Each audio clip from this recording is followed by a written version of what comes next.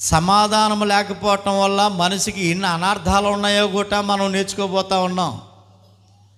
ఒక వ్యక్తి జీవితంలో సమాధానం లేకపోతే, ఒక కుటుంబంలో సమాధానం లేకపోతే, ఇద్దరు వ్యక్తుల మధ్య సమాధానం అనేటువంటి లేకపోయినట్లయితే చాలా అనారోగ్య సమస్యలు వచ్చే అవకాశం ఉందని, చాలా భయంకరమైనటువంటి ఒత్తిడికి గురయ్యే అవకాశం ఉందని, ఈ సమాధానం వల్ల అవసరమైతే మనిషి ప్రాణాన్ని కోల్పోయే అవకాశం కూడా లేకపోలేదని అనేటువంటి విషయం వీరిని బట్టి మనం ఆలోచన చేస్తూ ఉన్నాం, గ్రంథంలో కొన్ని మాటలను బట్టి.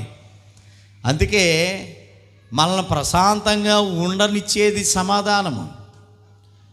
ఇటు సమాధానానికి కర్త అయినటువంటి దేవుడు యేసు ప్రభు మన జీవితాల్లో ప్రాముఖ్యమైన పాత్రలుగా మన కుటుంబంలో వారికి ప్రాముఖ్యమైనటువంటి స్థానాన్ని ఇవ్వగలిగినటువంటి వారిగా ఉండాలి అనేటువంటి విషయాన్ని మనం ఆలోచించేద్దాము.